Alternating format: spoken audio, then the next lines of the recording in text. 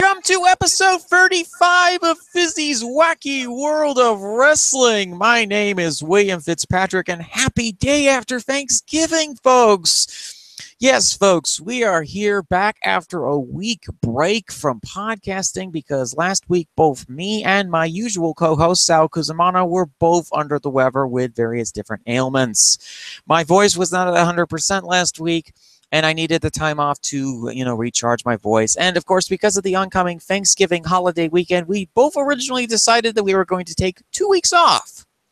Turns out, however, that this week, I actually managed to be able to get a guest co-host on to fill in for this week's edition of the show, while my usual co-host, Sal Cusimano, is busy fighting a horde of barbarians because it's Black Friday and he has to work today.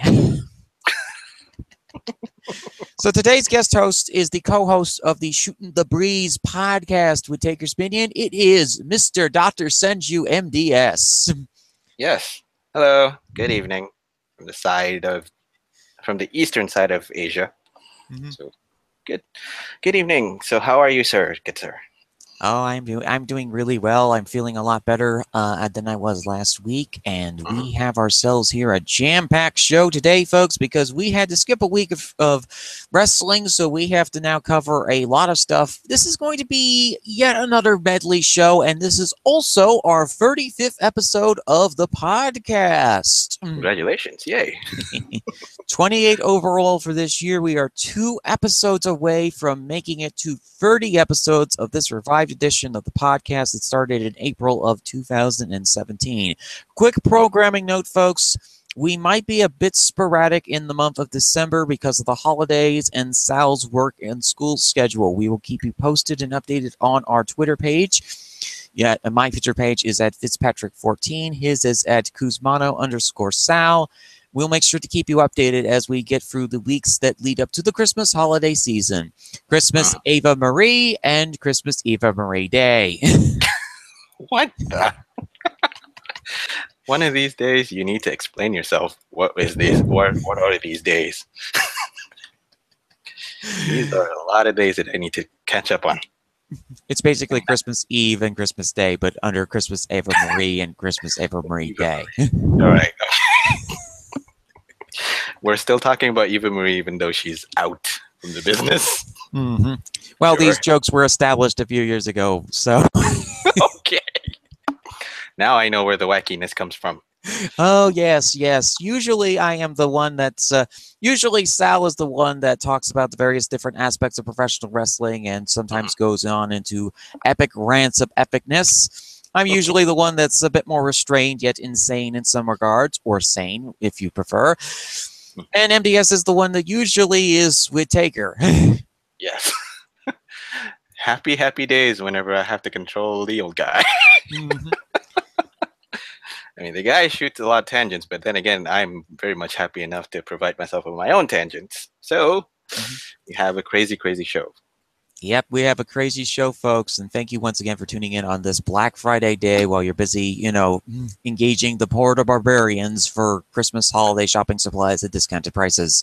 Wait, which brings me to the question, why is Sal being chased after a horde of barbarians now? No, the horde of barbarians are invading his store. Oh, god damn. I thought it was sumo wrestlers, or sumo shippers for that matter, coming into his store.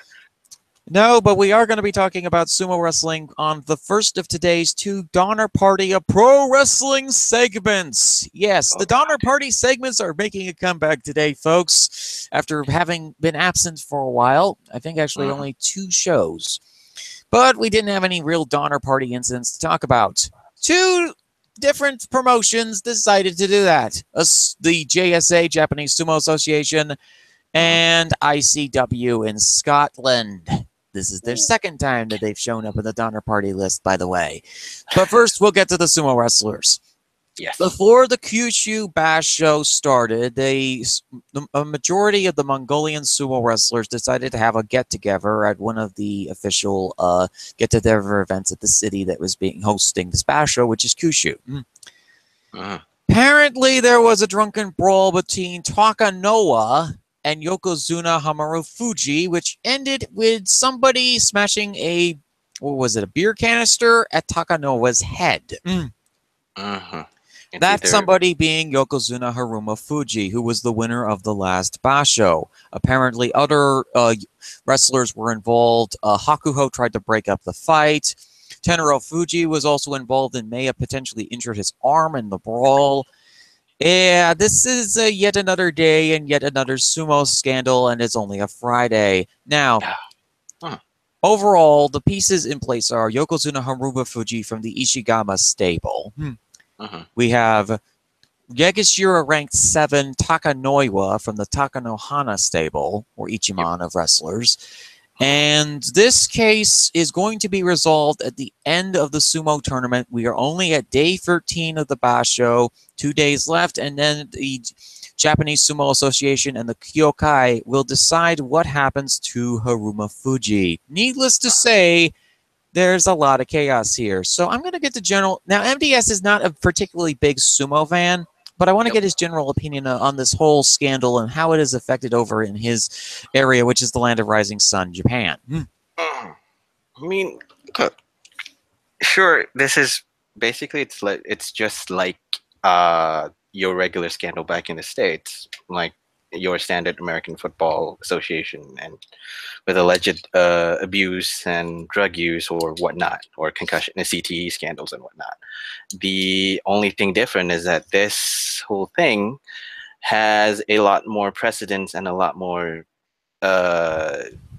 delicate situation and delicate matters altogether, considering that you are treating a sport that is steeped in traditionalism, a lot of traditionalistic rituals and whatnot.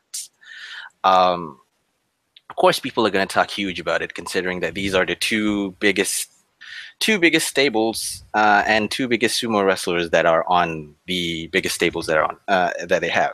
Of course, considering Takanohana's status as one of the biggest badasses there, it's a complicated matter that does not seem to be going away or losing its steam, for that matter. Haruma Fuji publicly apologized for the incident, but it was a very vague apology. Takanohana's stable filed a injury report on Takanoiwa, but it was 5 days after the incident happened. This is all very strange, and Takanoiwa actually participated in the exercises before the Basho and didn't seem to show too many signs of the head injury. Was first reported it was a skull fracture. Now, from what the doctors had said, they seemed to be surprised by this report because they said that yes, a skull fracture was detected, but it was a minor skull fracture. And they basically assumed that it was because of the constant contact that Takanoiwa had as a sumo wrestler. I mean, the allegation was, I think, if I'm not mistaken, was that it was strikes. It was drunken strikes, and then there's one report coming saying that it was the usage of a remote to his head up to a beer bottle. So there's a lot of conflicting reports on that one. As far as I know, anyways. But yeah, he did kind of like issue an apology. It's just that if you want to issue a proper apology, you should issue a proper apology rather than give out something completely vague and something completely avoiding of the whole topic altogether. So. And the Ishigama stable and Takanohana stable have been feuding with one another for the last several years. Now, the background of sumo wrestling at this point, it has been racked by scandals over the last decade. From Asashoryu getting kicked out of sumo because he got into a drunken brawl fight, to the Max Fitching scandal of 2011. Oof. That one. I think that one I overheard about it, just that I didn't hear too much about it. So. But yeah, considering the fact I can talk about a lot about Takanohana, considering he is one of the biggest names in sumo wrestling as a whole. He's just that outspoken. He's just that, I think he's more radicalized. He's more forward-thinking. He's more aggressive, for that matter. And of course, he's not going to back down with the whole allegations about this. So he's going to defend his stable. He's going to defend his stable, for that matter. And considering the fact that he has history with Isegahama as well, it's not like I said, it's not looking like it's going to go away on a good note. It's going to get ugly and uglier and uglier. Mhm.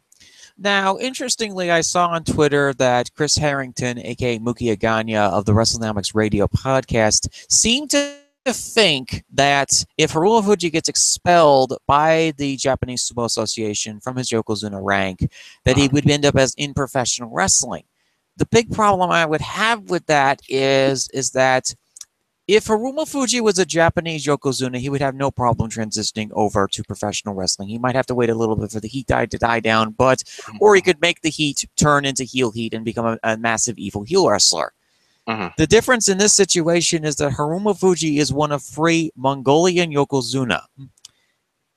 And it's a bit icy, the reputation between the Mongolians and the Japanese. A little bit, yeah.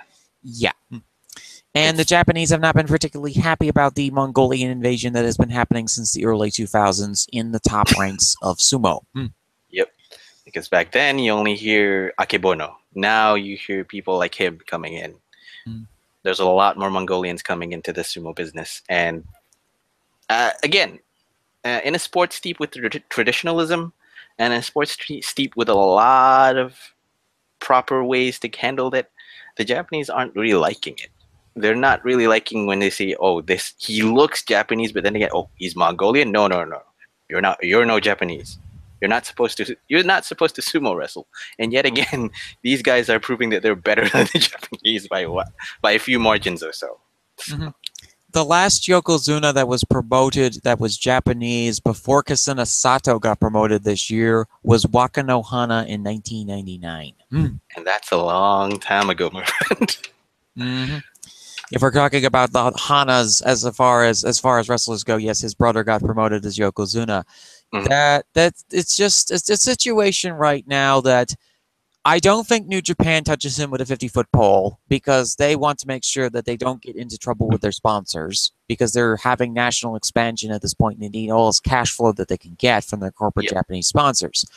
All Japan is not going to touch him with a 40-foot pole either because Jun Akiyama has been incredibly persistent in saying, we are doing a rebuild. We are doing this with young talent. We are not going to go and do something crazy like this. He hasn't said a public statement about it, but I know for certain that he's not interested in hiring a sumo wrestler. Oh, of course not. I mean, considering his age, even though he has the look, if you want to go on a kind of like on a general basis, he has the look. It's just that with his age, considering All Japan won't touch him because they want young talents. They are still doing a rebuild, surprisingly speaking, up until now. I don't know for how long they're going to say that, okay, we're doing a rebuild with young talents. Not really coming up. They're still not catching up to the level that New Japan is strictly demanding.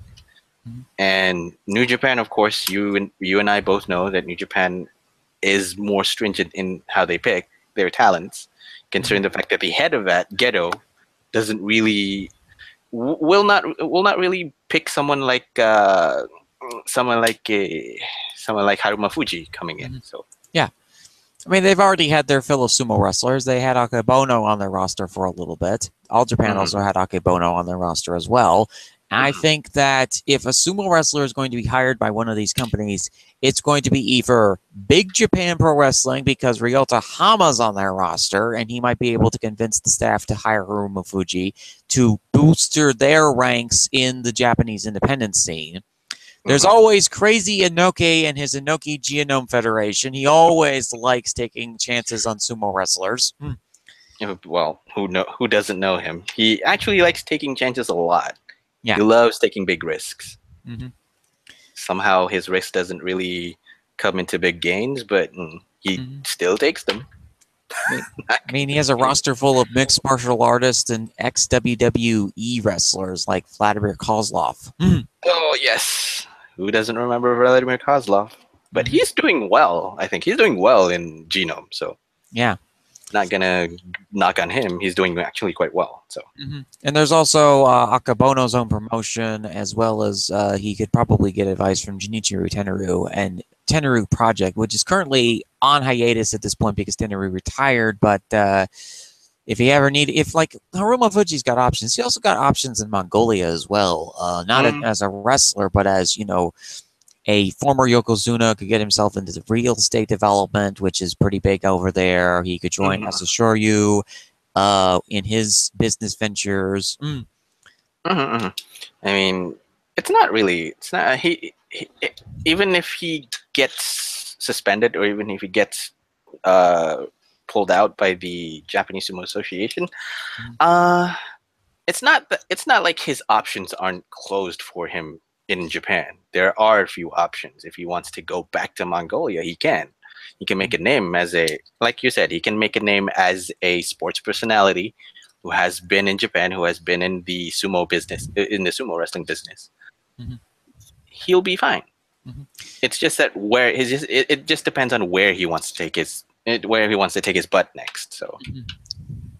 And then you also have the questions about Takanoiwa. Takanoiwa is one of the few Mongolian wrestlers in Takanohana's stable.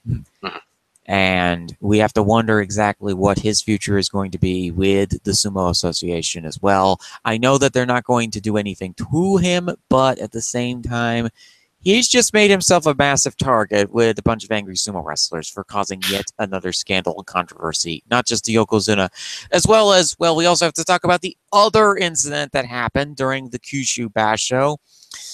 Hakuho decided to make a grandstand after he lost a match to Yoshikaze on day 11. He stood around thinking that a mata had happened, that means false start in sumo terminology, and stood around for like about 30 seconds making the kokai, and the referee go, okay, what's going on here? They stayed completely silent, which angered a large majority of the fans because they're going, why is this Yokozuna acting so disrespectful? Now, there's this theory that Hakuho did it deliberately to get heat off of the Haruma Fuji incident. Well, I don't know whether it's just how to say. I don't know whether it's just because here's the thing: Hakuho is also one of the Mongolian sumo wrestlers there. We only can speculate, but what if? What if he's actually trying to kind of sort of cover his brother from another mother from the same country, Haruma Fuji's ass, by doing something a little bit more radical, a little bit less radical actually than Haruma Fuji. Haruma Fuji did scandal. He just did a little bit of disrespecting the whole thing. It's gonna keep people talking, just that people won't talk about Haruma Fuji, but it's gonna talk about Hakuho. We also have to consider that even in the Mongolian ranks of sumo wrestlers, there is a divide between two different factions of Mongolian sumo wrestlers.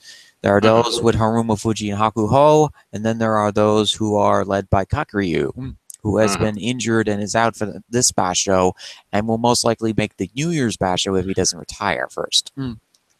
I think he has one more year or two at the most. He might not. He just might not, because he still has a few mileage left in his tank to do some damage in the sumo wrestling. So he may come back in the New Year's basho, I think. Generally speaking, anyway. But yeah, there is a huge divide. But then, yeah, it's not really surprising to hear someone covering up, someone trying to get heat off from your back by doing something disrespectful, or doing something that draws attention to you. So yeah. So a general update on this basho, just to let our viewers know. This Hakuho is leading the basho with only one win, ahead of Hokuto Fuji and Okanumi, who are behind him with 2 losses. If Hakuho loses one of his next 2 matches over the next 2 days, he's in serious danger of possibly losing the Yusho. He almost lost to Kakara Fuji today. Okay. So it is what it is. Yeah, it is what it is. And I think at this point we have to wait and see what happens with the JSA. What are they going to do about this? What is the general public going to think about this? But as far as the question of Haruma Fuji as a wrestler, professional wrestler in Japan, Yeah, I would probably say that that's about a 5 to 15% chance of that happening. It's this possibility of him going into professional wrestling is a little bit slim, Yeah. for that matter, because nowadays people are not looking for big men, big sumo wrestler sized men like Haruma Fuji. Mm-hmm. They're still looking for big sized men. It's just that someone like Haruma Fuji isn't really their standards nowadays.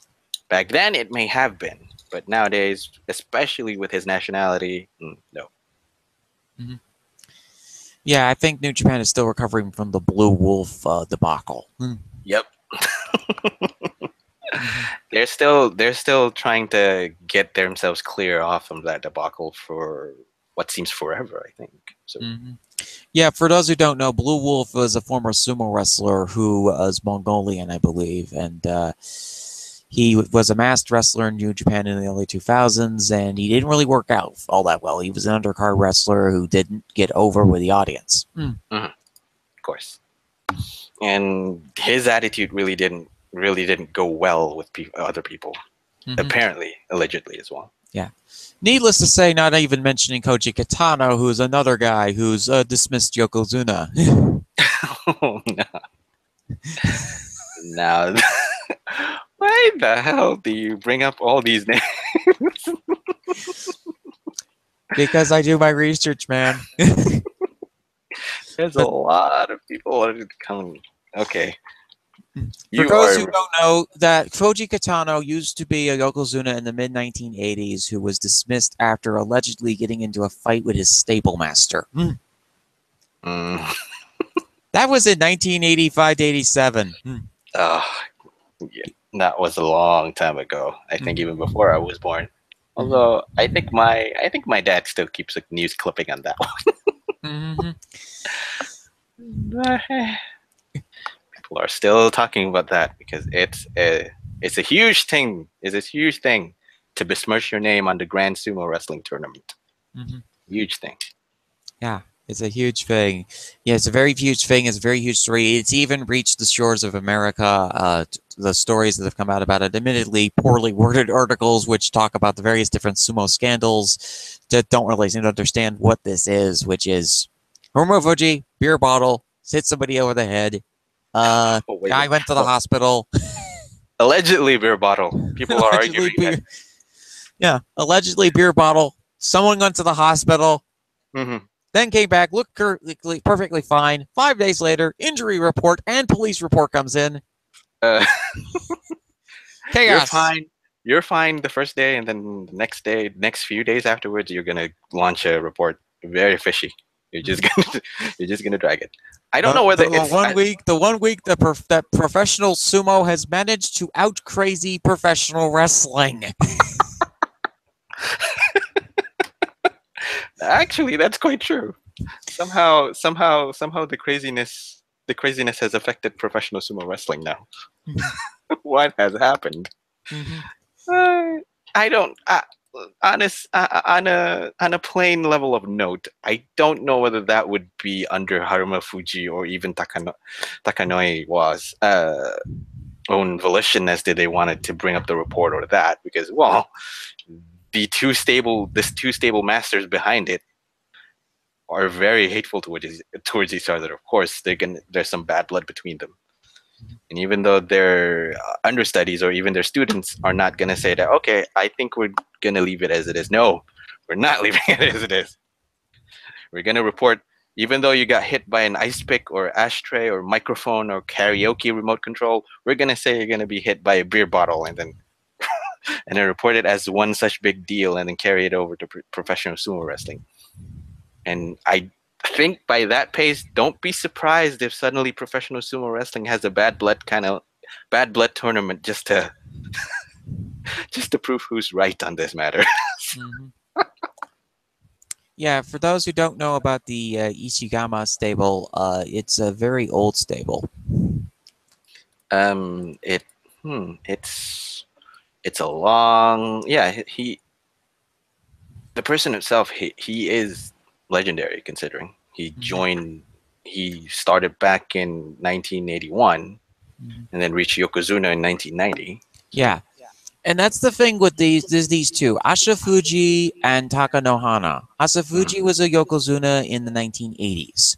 Yep. Takanohana was a Yokozuna in the 1990s. There's a lot of bad blood between the 80s and 90s sumo wrestlers of this era. Yeah. You can't say that. You can't say much about that. Mm-hmm. This is the other.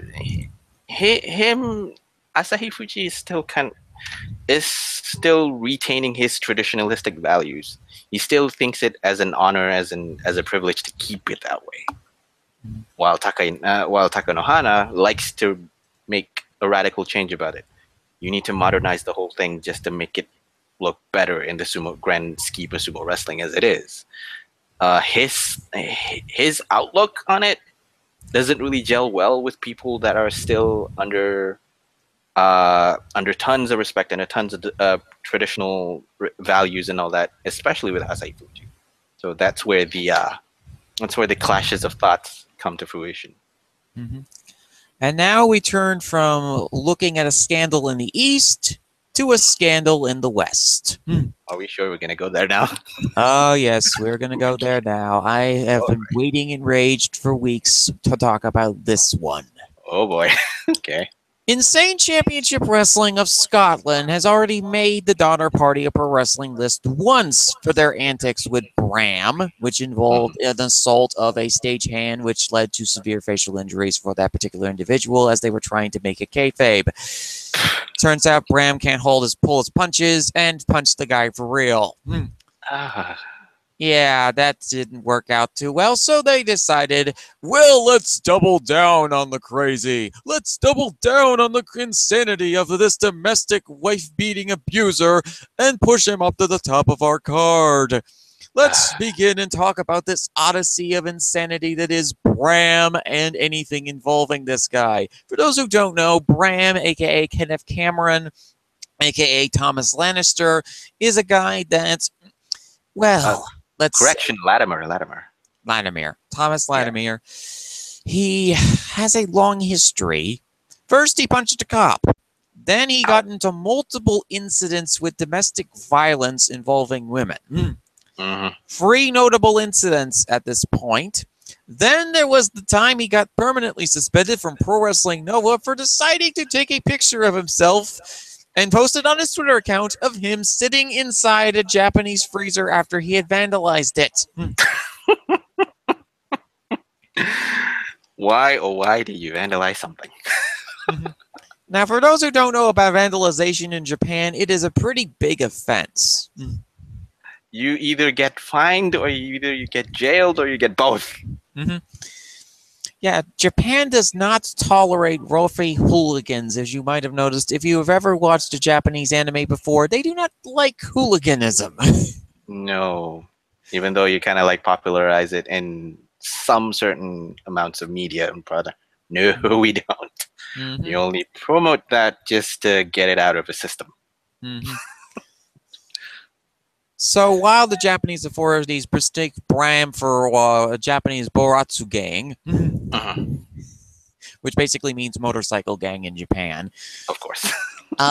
So Bram comes back to Scotland, and ICW decides in their infinite wisdom that they need to push this man to the top of the card, or even book him in the first place. This washed-up former WWE developmental guy who ended up in the Donner Party of professional wrestling.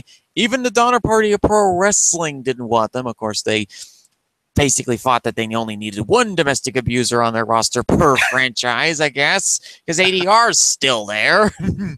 Well, he just came back, so... Yes, he just came back and is now stuck in Canada. Oh, he's gonna hurt the people in Canada. Yep, so anyway...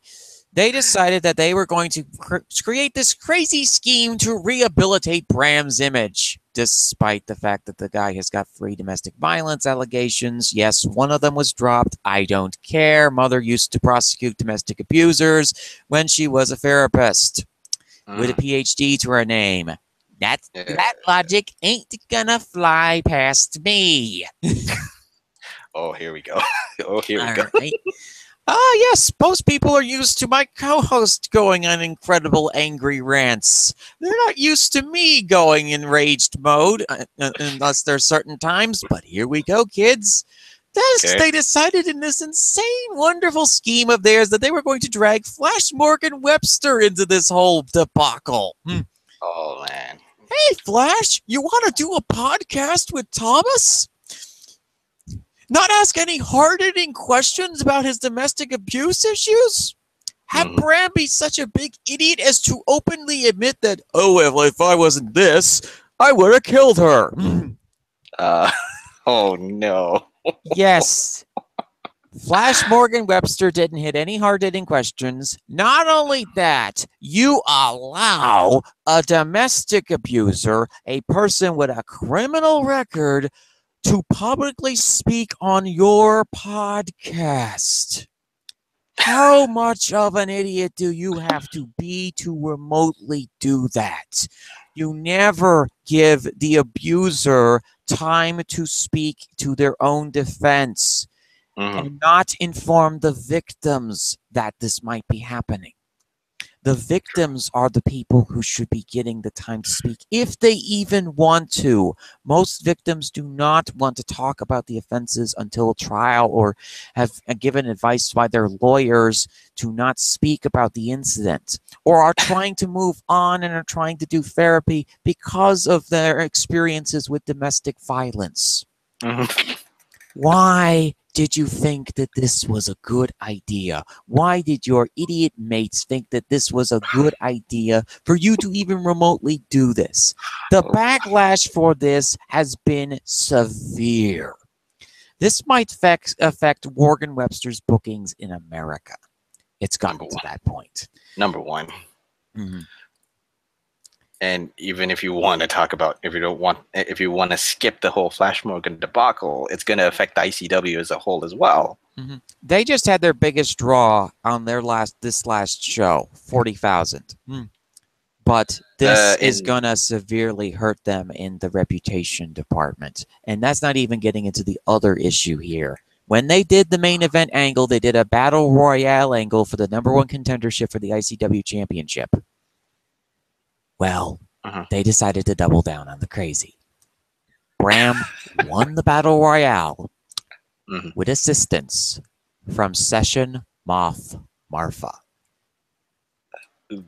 So you have a female wrestler assist this wrestler with the domestic violence issues, with the possibility of CTE, with his alcoholism issues. Yes, they're all documented. They're all there. Every time that this guy gets drunk, he gets into fights with people. He gets into incidents. Okay? That's pretty clear cut at this point. You have a female wrestler that is getting over with the crowd with basically what is equivalent of a female Enzo Amore gimmick. You have her in this situation help Bram in this angle. In this angle, a person who was over as a babyface in ICW. Have her turn heel because of this situation. You decided that you needed Bram as the #1 contender for your championship. Okay, you do realize that you are now an affiliate of WWE, right?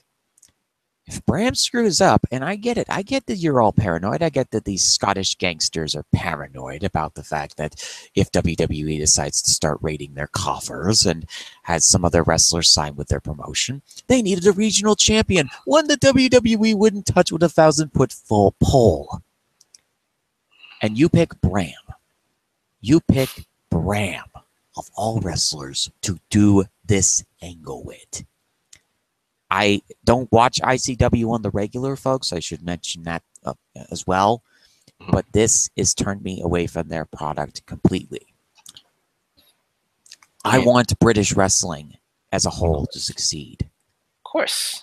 But this is the kind of nonsense that could kill British wrestling very quickly if people are not careful. We live in a very different world these days. We live in 2017 where, by the way, all these cottage industries, all these people that were hiding under the veils of money and hiding from their skeletons in their closet. Well, guess what? The closets have opened because their skeletons are overflowing. Sexual assault, domestic violence allegations, all this stuff is becoming open public knowledge. True. I mean, there's a good argument. There's a good argument back when I was surfing, when I was checking up on tweets and all that. They were saying, and one of them is asking, should the cultural awakening come to wrestling as well? And I'm in two places about it because, well, true, if the allegations are proven to be true, I am going to, yes, it's going to have to be put in the court of law and then be put to justice. Give justice to the people who deserved it. I'm always on the side of, okay, innocent until proven guilty, and then when you're proven guilty, you should face your due diligence. You should face your justice when you do that. Just that now, in the case of Insane Championship Wrestling, and putting in Bram as the winner for their seven-man scramble, you're not putting yourself in a good light, in a good standing, in any kind of good moral standing for that matter, in the eyes of the public when you promote a criminal, a known offender, a known abuser for that matter, onto your first contendership match. You're not making yourself into a good into a company of good moral standing. Where's your sense of corporate social responsibility for that matter? Even though I could say it's kind of like a carny division in the ICW, you're still a company. You're still a professional wrestling company who promotes wrestling as a whole. So you should be able to think critically and think in a positive moral standing. Putting Bram as your number one contender does not do you any favors. They're trying to do a redemption story with a man who does not deserve redemption at this point because he has not repented. He has not repented from his crimes. I agree with you. I'm not arguing against it because, well, look at his background, look at his history already. He's been suspended by WWE because of it, and when he entered the Donner's Party of Wrestling, TNA, GFW, whatever they want to call it this week, Bram looks to be going on a good path, but then again he fell back to the path and got himself released by Impact, and then suddenly he pops up here in the independent wrestling scene. I'm afraid that I'm afraid that the curry will fall out from the rice again for the third time, or for the fourth time for that matter. I think it's looking at it's going to look bad if suddenly Bram, as the number one contender, suddenly does something stupid, and then yeah, it does, and it's a situation where it's an unfortunate situation that they decided to do this crazy idea that has now dragged 3 people, because the Brit wrestling community and the feminist community of wrestling fans did not like this angle at all. They did not like this angle in the very slightest. Many wrestling fans, female wrestling fans, unfollowed Marfa from Twitter when this happened. Moth Martina, correct? Yep, Session Okay. Moth Marfa. Okay. Yeah. Okay. They did that. And there's also word coming out of this that 2 wrestlers may have just quit ICW because of this angle. Ooh, who is it? Katie Lee Ray and Joe Coffey. Ooh, you're losing Joe Coffey is one thing, but losing Kaylee Ray? Katie Lee Ray looked like she was going to be signing with WWE eventually, but this may have just accelerated that. Katie Lee Ray was involved in a large amount of intergender hardcore matches with this promotion. And I think she suddenly realized, okay, this is going too far here. We're going too far in the opposite direction. And a lot of the local ICW wrestlers have defended this. which is completely insane. I don't care how much bribe money they're giving you. This is not the way to go. Mm. Okay, look at what Progress is doing. They're doing a good job of having good public relations. They actually listen to their fans when these situations arises. Okay, they haven't proven yet, but they do have the whole. They have "Don't be a donkey" at the show. They don't. And the same thing is that they are a professionally run organization. ICW looks like they're about to fall apart in 2 years. If my business sense about that promotion, they're doing good money now, but It's just that they're not putting the money. They're just not investing the money properly. For that matter, yes. they're putting their money where they think the money is there the most, like hiring ex-WWE employees like Rey Mysterio and Rob Van Dam for that matter, and of course, Bram for that matter as well. One of them. I'm not saying that it's the most the most glaring issue for that matter. It's one of the major issues there, and if they're not careful, they might follow the path of the one that has been trodden not once but twice already. One with WCW, the other being the Twinkie that will not disappear, TNA, GFW, Anthem. I don't know what they're going to call it this week or the next. Regardless, if you haven't already noticed, folks, I do not approve of this angle at all, in the slightest. Here's the thing, though. Personally speaking, TNA did the redemption angle better than this. Better than ICW. Even TNA did the redemption angle better than ICW. ICW picked Bram, TNA picked Jeff Hardy. Jeff Hardy has a plethora of drug issues, a plethora of stuff that he has, and they did the redemption angle for him much better. It's corny, it's cheesy, it's corny, and it doesn't seem to suspend your disbelief a lot, but it looks better because here's the character who is a risk taker in both wrestling, on screen wrestling and off the screen as well. He loves to take risks. He loves to live his life on the edge, so to speak. And he went out and sincerely apologized and give him one more chance. And they worked that into his angle of a character, and it worked.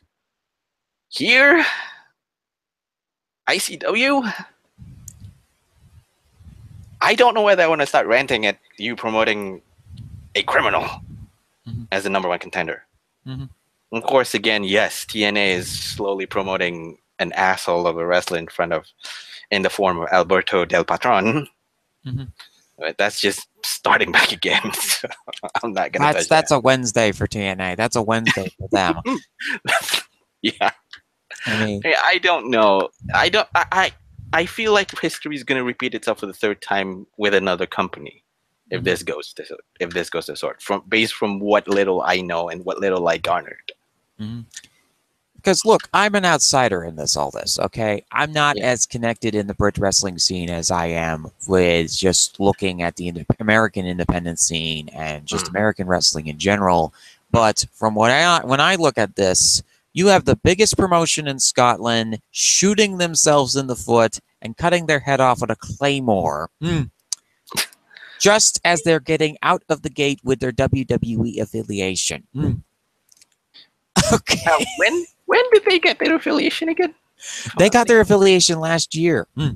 Oh, they're gonna swiftly. If WWE gets into serious mode, considering that they are already doing cost cutting, this one minor thing, I don't know if it goes worse.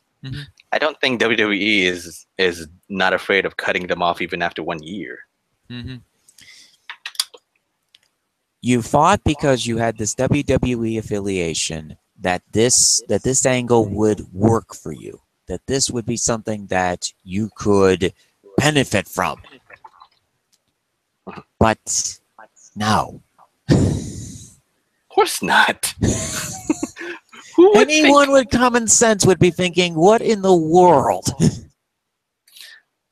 I mean, here's the thing. Here's the single biggest question here's the single biggest thing that I would say. You want to do a redemption angle? Yeah, fine, sure. Use someone who's less of a risk than Bram, who's already proven himself to be a risk, and allegedly proven himself not to be repentant or not to be remorseful about what he did. I'm not gonna go out on a limb and just hammer the guy out, even though some people allegedly say that he should be hammered. Certainly, that's very understandable of you to think that, in that situation. Call me the reasonable one in the Shootin-Da-Breeze podcast for nothing.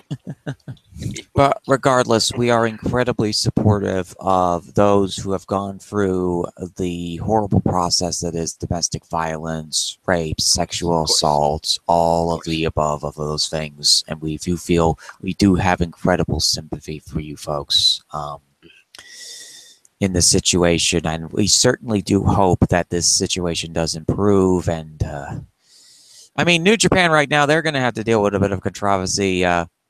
Will Ospreay was an idiot again. I almost forgot about Ospreay's stupidity in the light of the Bram situation. Why? I mean, I'm not. Here's the thing, though. Of course, I don't know much about Will Ospreay for that matter, but the most that I know is that he's outspoken. He'll sound off against almost anything that he feels he feels on himself. He has opinions, he'll shoot it out, which is admirable, which is okay, fine. It's your opinion. But when you shoot out your opinion that could be seen as inflammatory, could poke a lot of people's buttons on that matter. What are you getting at here? You did that back then with Vader and Will Ospreay and whatever. Now you're doing this again? And allegedly, the situation might be involved with another wrestler. This time, I am going to shoot a few daggers at Progress because that wrestler is Pollyanna. A former retired wrestler who apparently has had some allegations, has admitted to some things that have happened to her. We won't be talking on air, obviously, because, personal privacy and all that. But, oh, boy. So professional wrestling looks like that they're getting into the Hollywood business in this case. In case you haven't realized or been under a rock for the last year, there have been a ton of sexual scandals involving Hollywood personalities and now politicians. Of course, sexual awakening. Yes. Well, 2017, the year that the bribe money ran out because the turnip's running everything into the ground. Or the last 20 years of the American economy has finally run everything into the ground, that the bribe money is no longer aware of the offshore bank accounts have runs to the Bermuda Triangle. Yay. If I sound not excited talking to it, that's the sound of it. Yay. So, folks, what a insane past couple of weeks of professional wrestling and sumo wrestling, of scandals and Donner Party of pro wrestling-isms. But thankfully, next segment we're focusing on WWE, which has somehow become the Saint Island of sanity for whatever reason. Okay. Oh no. Well, okay. Where do we start with WWE's insanity today? This week. Okay, let's see here. We have three things. We have War Games. We have the angles from Survivor Series, and we have the angles from Raw and SmackDown. Let's start with the most hated with the most hated segment that I do. I think on a storyline standpoint, I can see it. Personal level, no. Let's just start with War Games, shall we? Okay, NXT TakeOver War Games from Houston, Texas, ladies and gentlemen, we will be talking about next. And this is a show that I saw. I watched all of the matches except for the pre-show matches that they aired on the NXT TakeOver episodes.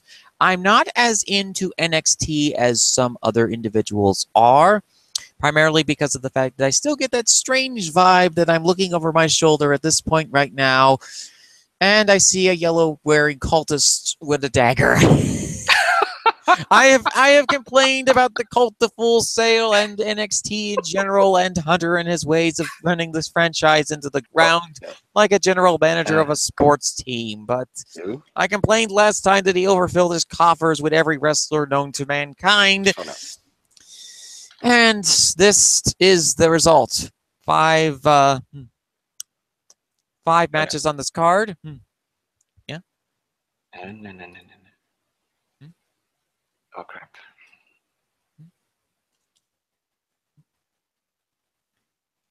Is the feed still going? Oh, fuck. Uh-huh. No. Don't quit on me. Don't quit on me now. Mm-hmm. Oh, fuck. Oh, no. Are you still there? Oh, fuck. Hang on. Hang on 1 second. Let's see. Did I just crash? Oh boy. I think I just crashed. 1 second. No. Oh, fuck. Come. Oh, no. What the hell? Huh? What's wrong? What the hell? Huh?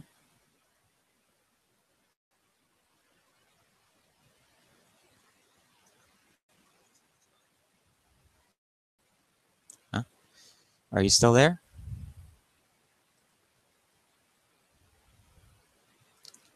Are you still there? MDS? Okay. Okay. This appears to be. Oh, looks like we have some technical difficulties here, folks. Hang on 1 second. Oh boy. Hang on 1 second.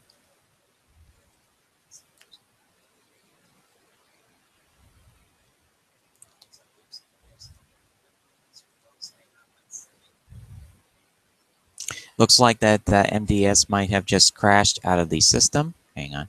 Oh, he's coming back in.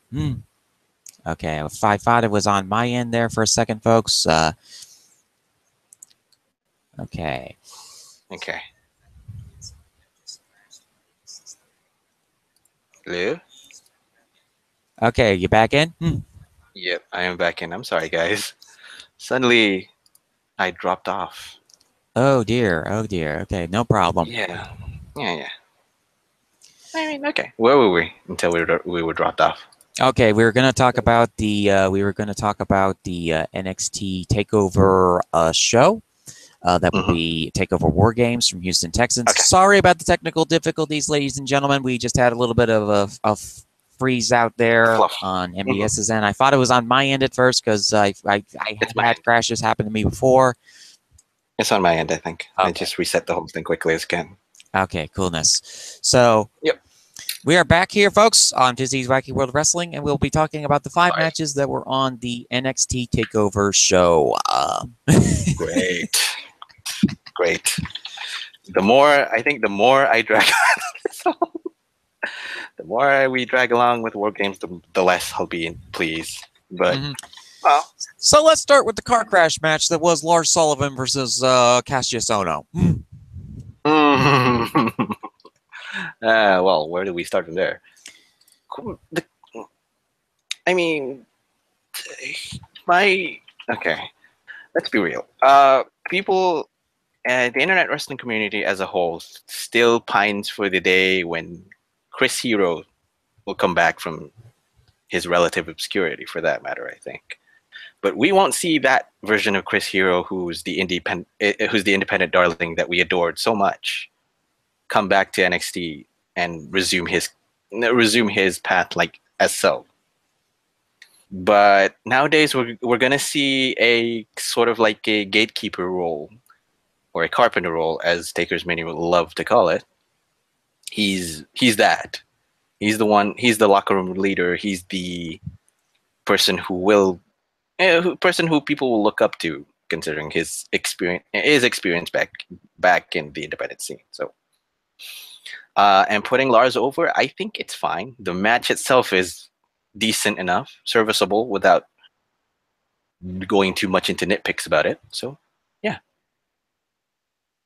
in a sense, Mhm.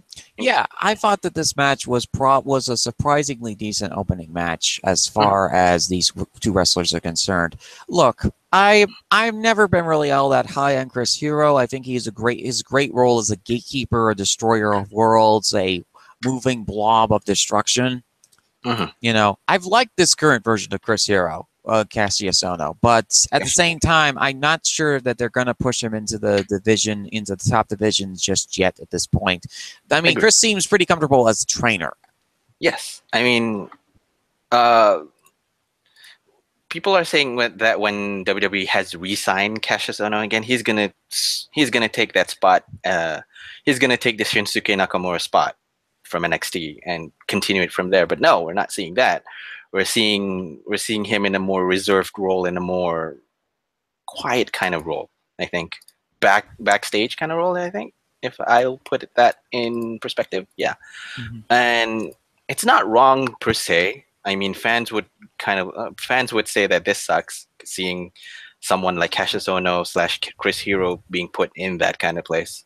But I think it's not that bad for that matter. They did it. They did pull off a serviceable match. A good match, decent match without any nitpicks, without anything to go off against. Ono clearly put Lars over, Sullivan over, of course, because they're gonna put Lars Sullivan back in a Braun Strowman path kind of way. I think I see that. I think I see that as going on with Lars Sullivan. I'll overlook the fact that Lars Sullivan's tone of speech sounds a little bit. If you watch One Piece, it's kind of like Pika from Don Quixote do Flamingo's crew, Mm-hmm. who is a big guy but has but has a kid's voice. Mm-hmm. I can overlook that. It's just that I'll chuckle a little bit whenever he talks. Mm-hmm. Yeah, so Lars Sullivan in this situation, I feel, is a very good wrestler in development, but Hmm. at this point, it's a wait and see. If he turns out to be Braun Strowman, then, well, it looks like the Canaanite is probably going to be making yet another voodoo doll and probably setting it on fire at this point. Well, probably. I think. Who Mhm. knows? He had despises Strowman, hates the Ryback with the fury of 1,000 suns. And Lars Sullivan, he doesn't watch much of NXT, as you guys might have discovered from the preface that Hmm. Survivor Series show. Hmm. But when he sees Lars Sullivan, he might not have the best reaction to Lars Sullivan. Of course. I mean, I think I can feel for him because considering the fact that, well, just within 3 hours speaking, I think I could understand where his fandom comes from. But yeah, he Mhm. likes what he likes. I can't say much about it. Mhm. Next up after this match, which was solid, was a match that both of us, I think, really didn't have the most expectations for. Aleister Black versus the Velveteen Dream. You want to go first, or should I go first on this one? Okay, I think you should go first on this one. Okay.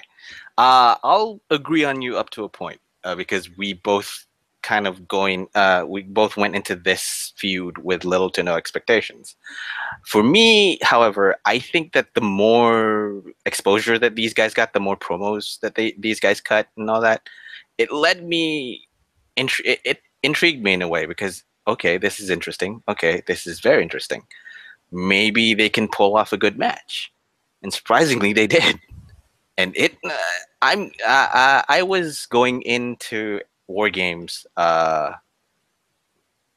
enthused a little bit, but I did not expect that my expectations would be exceeded with the match going in.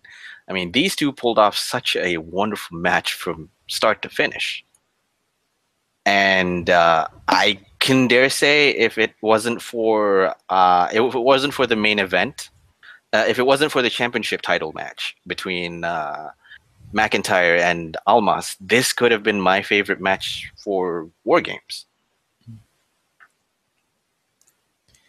So yeah, this definitely could have been your favorite match for War Games, right? Yeah, it could be. Mhm.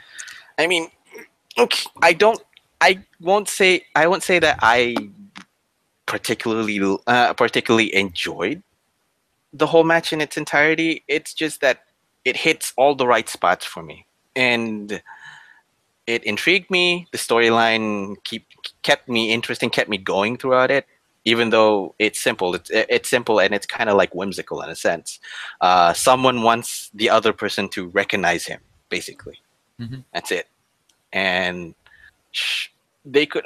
And who would have thought that who would have thought that Aleister Black actually wants to go in on this? Even though if you go into PWG, he actually does do a lot of shenanigans for that matter. But I was entertained, and I dare say I would take a leaf out of my partner's book. It's old school booking at best. Okay, if you had said to me in the start of 2017 that a match featuring Aleister Black and the Velveteen Dream would end up in my top 5 best matches of 2017, I would have probably called you. Maybe you would be right. Maybe you'd be right in that situation, but I still think it would be a little bit insane. Okay. This match was the best match on War Games. For you. My view. Okay. Okay, this match did everything different than a second match on an NXT show typically does. It was fast-paced. It had a lot of different variations of moves. It did not stick with the formula. Traditionally, the second match on an NXT card typically sticks within a certain formula. And this match did not stick to that script of formula. This match went completely bonkers for about 14 minutes. Yeah, agree. Both guys parodying each other's moves. Both individuals trying to out-psychology the other. The flamboyant Velveteen Dream facing against the Satan worshipper Aleister Black. Oh, and I do love the part in particular where Velveteen Dream reveals his pants. It kind of hit me in the right spot. It kind of hit me in a spot where I was reminded of Ravishing Rick Rude, for that matter. Velveteen it reminded me Dream, a lot like that. Yeah, it does remind me a little bit of Rick Rude, but here's who reminds me of Velveteen Dream. Ernie Ladd, the Big Cat. Oh, the Big Cat, Ernie One Ladd. of the best heel wrestlers in the 1970s. This guy was charismatic. This guy could laugh hysterically. This guy could do all manner of heelish tactics to get the audience to hate his guts. He's a former football player. He actually did wrestling he would do wrestling during the off seasons after every NFL off season in the late 60s, early 70s. When he became a wrestler full time, he dedicated himself to being one of the most despicable heels or best faces that you could possibly be. He'd come out in the flamboyant 1970s suits. He'd put his arm right around the interviewer reporter and he'd start talking. And he'd start talking and he would not stop. Velveteen Dream reminds me of a modern interpretation of that, a modern interpretation of Goldust, and a modern interpretation of Rick Rude. This guy has managed to sandwich together at least 3 or 4 gimmicks and make something that is completely unique and his own. Because the thing is with professional wrestling is that no gimmick is truly original. Unless somebody goes really, really off the wall with a gimmick. But that's the thing. Even the copies are not the same as the original. But that's a good thing. Every wrestler has a different variation of a gimmick that came before it. I can remember the classic example being Superstar Billy Graham, Jesse Ventura, Jesse the Body Ventura, Scott Steiner, all of them having a very similar gimmick that they basically say, oh, he copied off of me, and I'm the original, and that's fine. The thing is, those 3 wrestlers each have a different style with the gimmick. Billy Graham's gimmick was based on 1960s beatniks who just started getting into bodybuilding. Jesse Ventura's modified his gimmick to also include, because he'd often wear a piercing right on his chin. Yeah. In segments, and he would do the body segments. This was the classic military veteran who had just gotten back from Vietnam. This was this variation of the gimmick. Scott Agreed. Steiner was a classic throwback to 1990s urban revival pop culture. You know, Although his promos really didn't cut it out for me. sure, but it was a revival. It was that excessive 90s spirit captured into a professional wrestling personality. I agree. The Fu Manchu mustache, the enclosed sunglasses, you know, it was 90s excess. Excessive form of 90s. But yeah, all three of them work the same gimmick, just that they have variations of the same gimmick. Yeah. You can't say that it's a different gimmick altogether, but they have legitimate reason to say that the gimmick is theirs, because they infused it with a version of a little bit of themselves in the version of the same gimmick. So I think that's that. I think that's going. But and in a sense of the Velveteen Dream, I think like you said, he channels a little bit of Rick Rude, he channels a little bit of Goldust, even channels a little bit of Ernie Ladd, and he manages to balance to walk the thin line between all three of these characters, and did it pretty well. Very well indeed, I think. Now the thing is that this guy needs to keep his head together. He's had a couple of incidents already. Has had a couple of incidents already with getting into fights with individuals or doing something that makes people go, "Okay, Velveteen, what are you doing now?" Because Patrick Clark, he's got the solid fundamentals of the wrestler. Okay. Yep. It's the character issues that are going to be a big issue for him going forward. He's a young, immature, 22-year-old wrestler. If he gets his head right, then I think it'll do him well. I believe. And I think Aleister Black is mentoring him phenomenally well in this situation. I believe so too. Yeah, I believe so too. Because these two are, we're always saying that wrestling and planning a wrestling matchup between these two is supposed to be a two-way dance where you have to convene with each other and do things. And yeah, I do see that Aleister Black mentoring the young Patrick Clark in this matter. So yeah, I do. And of course, again, like I said, the former Tommy End actually does do a lot of shenanigans. I mean, who cannot forget the night in PWG where he thumbs someone's ass and gets thumbed up to his ass for that matter. I don't watch PWG, but then again, it's because I don't buy the DVDs. Yes, exactly. Okay. Anyway, fun match. I think both of us could kind of say that this is our favorite match of the night. So nothing to comment about it. I think it was a hell of a match from start to finish. If it wasn't, I would say that it is a toss-up between the championship or the NXT championship match or this as one of my favorites. So yeah. Right in the middle, however, is match number 3, and this one will be very interesting to talk about. Yeah, I think so. Oh boy, where do we begin with this? This is the fatal 4-way match for the NXT Women's Championship, basically the championship to gain after Asuka dominated for 515 days. Our participants / second bananas are Mae Young Classic winner Kairi Sane, the Poison Ivy of NXT, who may be a sentient plant woman, Peyton Royce. Okay. You know what? I can see that. You know what? Let's see. Nikki Cross. And finally, in the name of the moon, Ember's gonna burn ya. I was thinking about doing that in a falsetto voice, but then I thought better of it because I actually have done a Sailor Moon battle cry in a falsetto voice to a Sailor Moon fangirl that during a Magic the Gathering game that almost lost me my kidney.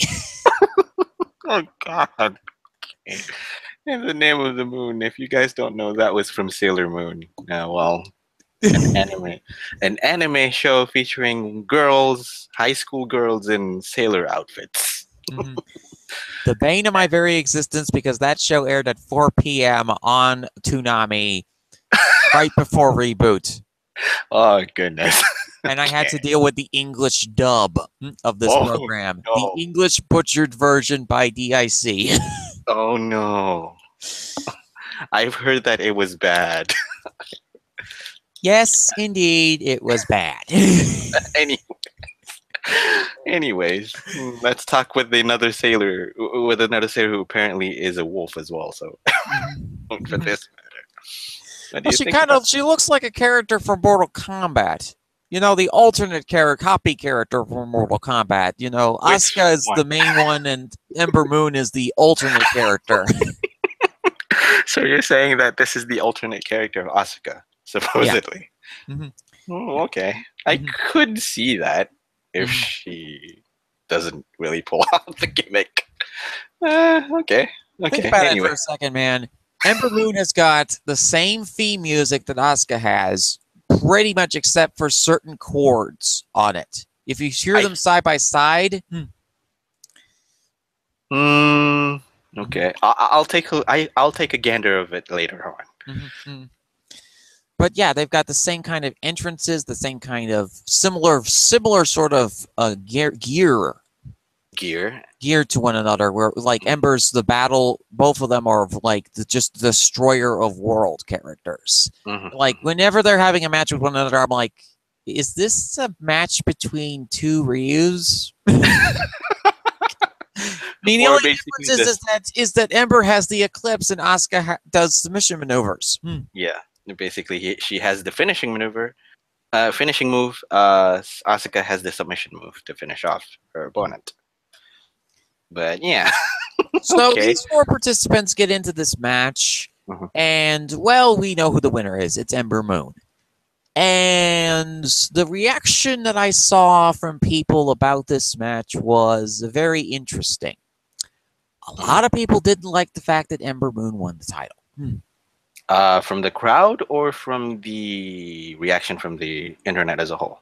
The internet as a whole and the crowd. Uh-huh. Well, actually, the crowd actually loved Ember Moon winning the title because Ember is from Texas, and this was in Houston. And this is the little-known part that seems to be forgotten by pretty much everybody.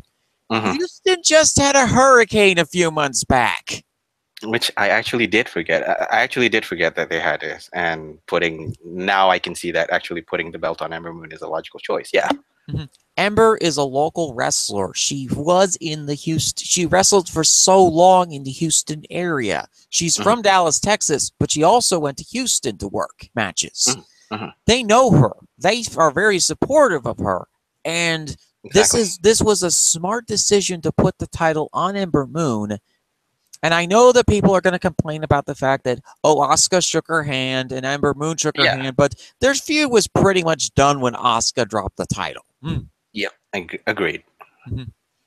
I think because I think most of the arguments center about how Asuka being there is just kind of like de-elevated the whole thing about Ember Moon winning because Ember Moon won the title, but Asuka gave her the title in a simplistic sense of the word like that. Because but then again, taking that out into account, we'll see about the four women coming into War Games.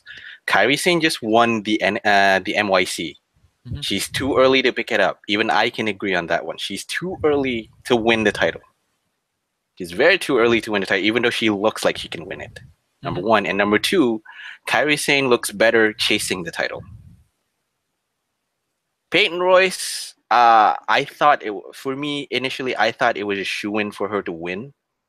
Because it sounds a little bit logical because, of course, they're going to reward Peyton Royce with the title just to help storyline matters. This, me thinking this as I was also forgetting the fact that it was in Houston, Texas, and Ember Moon is also a Texan. So with that out of the way, you cut out both Kairi Sane and Nikki Cross, because I think in a sense that we're having a limbo about Nikki Cross, because her status depends on Sanity's status. If she goes out on her own, it's fine. But it's just that to me, I think I don't see Nikki Cross going out from Sanity as of yet. So that means we're left with only Ember Moon and Peyton Royce.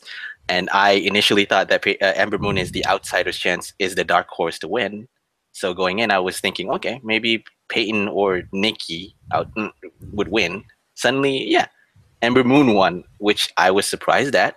I didn't say I didn't like it. I was just surprised.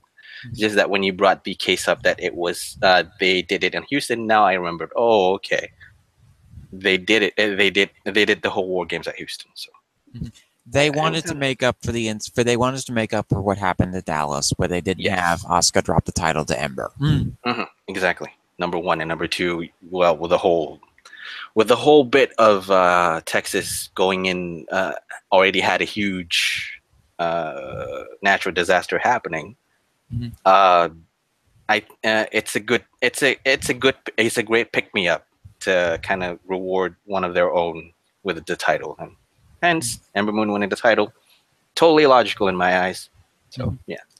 Then we had match number 4, which was, in my view, I think probably the third best match on the card, which was Los Ingobernables winning a championship in NXT with the unlikely winner of Andrade Cien Almas and his client and his manager Zelina Vega defeating the Scotsman Drew McIntyre for the NXT championship. Now, there's been some controversy about this match because allegedly Drew McIntyre did get injured in the match, and he has been injured in the match. Okay, a couple instances there. He apparently pulled something. He pulled a muscle. He pulled a bicep. But rumor has it that even with rumor has it that NXT actually decided that Almas is going to win the title anyway, regardless of whether McIntyre got injured or not. And going out from it, McIntyre is injured. I believe he is injured, and he's out. It's just that it's kind of sad to happen to a guy like McIntyre. Yes, for whatever reason that may happen, I think this is another kind of like a good redemption story for that matter. He has unfinished business with WWE as a whole. Considering his history with WWE back then, so it's sad. It's a pity what happened to him, but I think he'll come out stronger for it. Number one, but number two, I think I am actually I think I'm actually enjoying the fact that Almas won the title. Surprising. I think it's surprising to me, but I think it's a good kind of surprise for me. I thought that once the screwiness with the last 2 matches that happened, where Aleister Black nearly gets defeated by the Velveteen Dream and Ember Moon wins the title, I thought, okay, and also Lars Sullivan winning, I thought, okay, the booking on this card is really strange. What have they been putting in the water? Okay, so when this match happened, I thought to myself, okay, they're going to have Almas win the title here. Okay. Because what it looked like for me is that Drew was being very tentative with his shoulder the entire match. Okay. And then the first botch happened. Drew charged into the turnbuckle to do the traditional turnbuckle spot, hitting the shoulder. Went in a little too fast. He's 6 feet 4 inches tall. His shoulder hit, and then when he bounced out of the ring, he didn't bounce in the typical manner. He hit the ringside steps as he went down and then headed into the floor. And he landed in such a way that it awkwardly landed on his shoulder and his arm. Yep.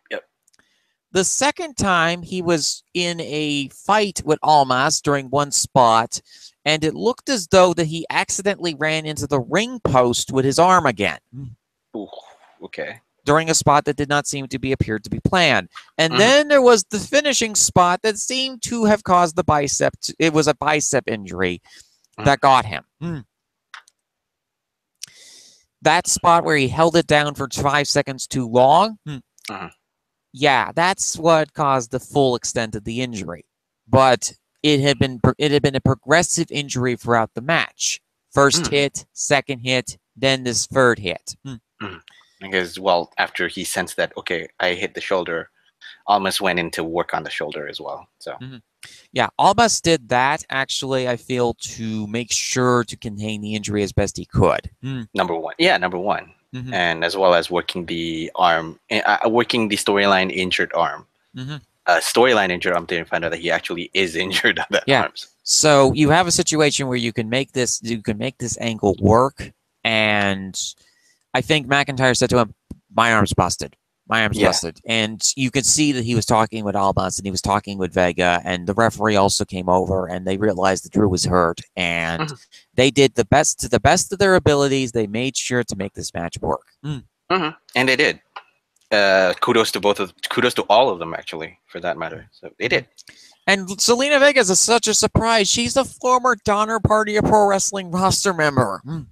And now you like her even more, considering the fact on this one. Oh, I've always liked Zelina Vega. I've always thought that she had potential as a good promo person. It's just they kept trying to put her in as a professional wrestler when she's really short. Well, back in the Donner Party, I think that was what they thought Thea Trinidad can do, wrestle. Which she looked like she had wrestling chops. It's just that you're working against at that time you're working with a lot of experienced people and a lot of experienced people with the height advantage that she doesn't have. So it's going to knock her off of a lot of pegs back in the knockouts division. So coming back, looking at putting her into Cien Almas's manager, as a managerial role for that matter, I think it revitalized her as well, as much as Almas did. This team up is a fantastic team up because in this situation you have Zelina Vega as an actual manager. Exactly, and like I think we've talked about this a lot, considering the lack of effective managers in the wrestling business as a whole. I mean, when we talk about legendary managers, we always talk about Bobby Heenan, Paul Heyman, etc., etc. Nowadays, in the modern day wrestling world, not much. Of course, we're gonna say, okay, Paul Heyman is still here. He's back then. He's way back in the 1990s, 1980s for that matter as well, if you want to count that. So, seeing someone like Zelina Vega putting herself into the managerial role and actually working the manager role effectively, it's a refreshing. It refreshes the whole manager outlook as a whole. I mean, sure, I guess you could say that you would want to see a manager role like her be in the main roster, but then again, look at Lana right now. Although Lana's a different case. Lana was a character that was falsely believed to be a true manager character, but was instead actually somebody who writes Vladimir Putin fan fiction. And is completely insane. Whereas Zelina Vega is an actual manager, a manager who helps her client try to gain victory against his opponents. And actually, I kind of like the whole Ingobernables gimmick that Almas did now, rather than back then. Because back then there was no rhyme or reason he's putting it. Now he looks a lot more like Naito in a sense. Not going to compare the two because these two are totally different. Just that now you can see a little bit of the Ungovernables gimmick, the actual true Ungovernables gimmick. So there's that. Which I enjoy. So I won't deny that. And folks, if you were missing out on the rage that I made earlier in the show, well, it's going to be coming back in a big way because it's time for our main event. Hunter. I appreciate the fact that you decided to bring back a gimmick match that had not been seen in 20 years. I appreciate the concept of war games. I like war games matches. Trouble is, I kind of don't like war games matches when there are at least 7 clones of you in the match at the same time. Wait, 7? Yes. Because there are 2 that weren't clones in this match who were a circus performer and a man who ate Sawyer Fulton. Killian Dane and Alexander Wolf. Wolf, Okay. who apparently decided to accidentally bust his head open on a table spot, which caused a large amount of blood to come out. Thankfully, he's okay. Thankfully, he's okay, and thankfully, he actually worked the whole thing. Yeah, worked with the whole thing, actually. Sorry to say. And I should also point out the Offers of Pain did a decent job in this match. Unfortunately, they were completely overshadowed by the bland misery that was and is the Undisputed Era and Roderick Strong and Eric Young. I mean, I'll pull a knockoff on Eric Young for that matter a little bit, and Roderick Strong to an extent, or to an extent, Bobby Fish and Kyle O'Reilly, because of course we're gonna talk about Adam Cole. Oh, you know, certainly I'm going to be talking about Adam Cole. What sort of bizarro fusion experiments has Triple H and his team at WWE Labs been doing this time? Oh, goodness. Adam Cole is doing the talented job of actually trying to out-average Dean Ambrose. Wait, Dean Ambrose is average now? Yes. He's in the definition of the Merriam-Webster dictionary, Dean Ambrose is the picture that is right next to the word average. Average wrestler that my dad, by the way, likes. I mean, I've said this before back in the breakfast show last week, but I'm going to say it again. To me, personally, I think Adam Cole is the true definition of Mr. Average. He's Mr. Average. He even made Roderick Strong look like he has personality. Wait, the block of cheese from Wisconsin has personality. Yes. If you put him beside the mess that is Adam Cole. I mean, I've poked fun about this all the time with Adam Cole. I'm not knocking against him because of his wrestling ability or his personality for that one. No, it's just that I do not know where I need to put an interest in Adam Cole. Where? That's my biggest question. Where should I put interest in Adam Cole? I mean, I could say I put interest in both Bobby Fish and Kyle O'Reilly in that stable for that matter, because personally speaking, Redragon is one of my favorite tag teams in the independent scenes. Now coming into NXT, I just wish that they do something about that. It's just that with Adam Cole, you kind of sort of wanted him to do something, and then suddenly it doesn't do it for you. So for me personally, I think that's how I feel. The structure of this match was just so disorganized. It was just spot after spot after spot after spot with no flow or structure. You have the opening minutes of the match with Eric Young, Roderick Strong, and the fusion of the unholy fusion of Seth Rollins and Dean Ambrose into one personality with wrestling trunks, Adam Cole. Adam Cole did little to nothing in this match. He just posed around the ring, occasionally shouting, Adam Cole!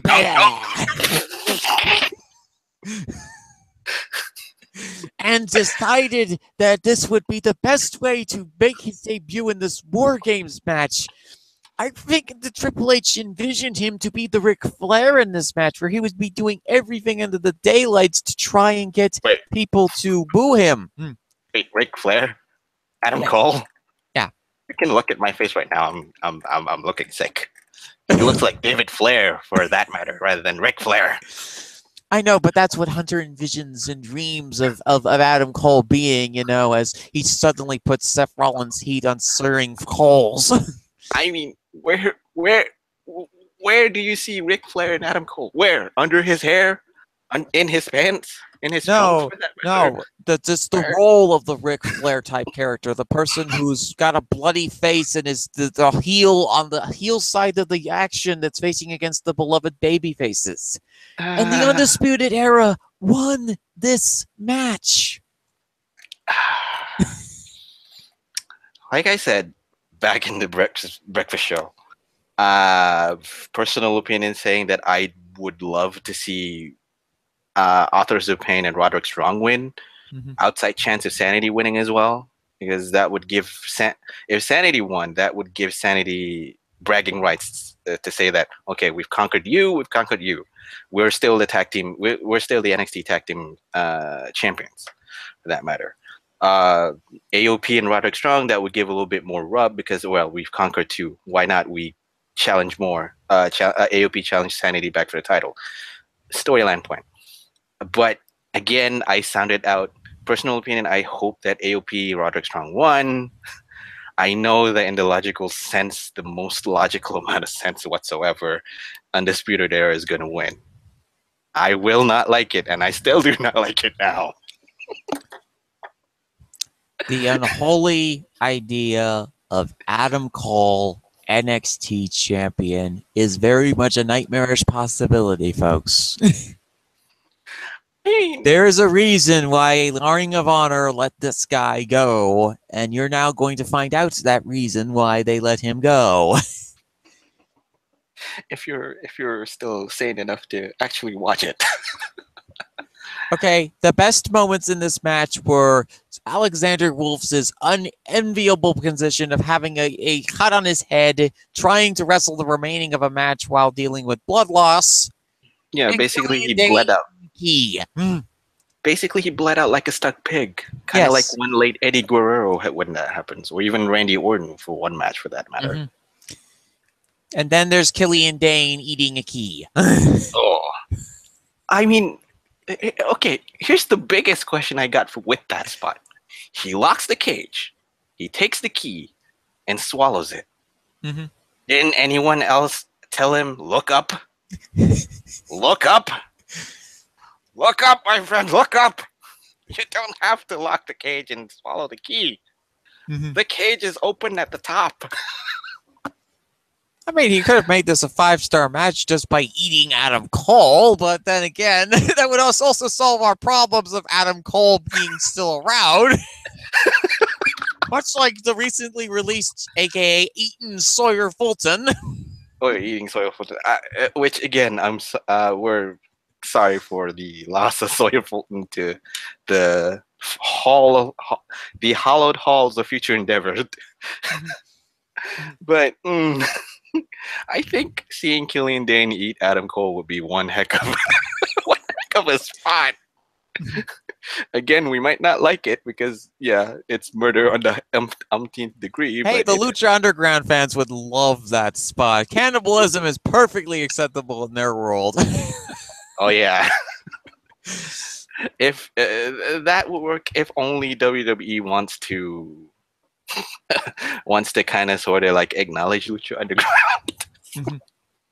But you and I both know that won't happen, so they're gonna get what they're gonna milk this for what it is. Killian Dane eating a key rather than eating Adam Cole. I think I think that was the general idea. Let's make Killian Dane eat Adam Cole. Damn it. Well, Vince isn't in charge of NXT's booking. It's Hunter. I know. Well, but then again comes in, no, we cannot do that. No, we cannot do that. Instead, we shall have him eat a key. There you go. So, after that insanity that was the main event of War Games, which I thought was probably the least interesting match on this card. Okay, Adam Cole in this match. I was 10 minutes into this match. Okay. I legit fell asleep in this match. I legit fell asleep watching this match. This has never happened to me before, but the pure presence of Adam Cole puts you to sleep. That's very ideology.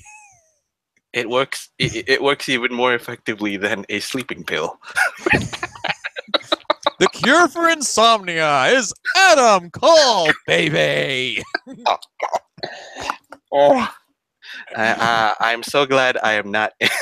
I am not in my own pod because that would be another tip jar fine. And anyway, yes, the cure for insomnia. Put put anyone in front of a TV screen or with a WWE network, tell them to watch War Games. You'll instantly go to sleep. And look, Roderick Strong did a solid enough job in this match, despite being as interesting as a lump of cheese. But and that's always been a constant problem with Roderick Strong, as we should mention. Put Roderick Strong in a stable, watch disaster happen. Yeah, I mean, here not to kind of knock on Roderick Strong, because he's wrestling talent wise, he's much better than Adam Cole, for that matter.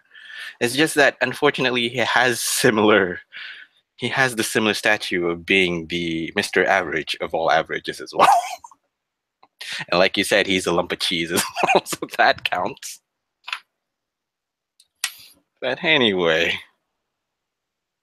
I don't know what's gonna happen. Basically, to me, I think it's the least favorite match, on my opinion. Even though the whole chaos and the whole mess up of the match actually somehow brought it a little bit entertaining, and that's saying as much as praising a block of cheese. But to me, I think as the titular pay-per-view that you're naming your pay-per-view as, NXT TakeOver War Games in Houston, Texas, you're supposed to elevate this match into Kingdom Come, into Oblivion, to whatnot.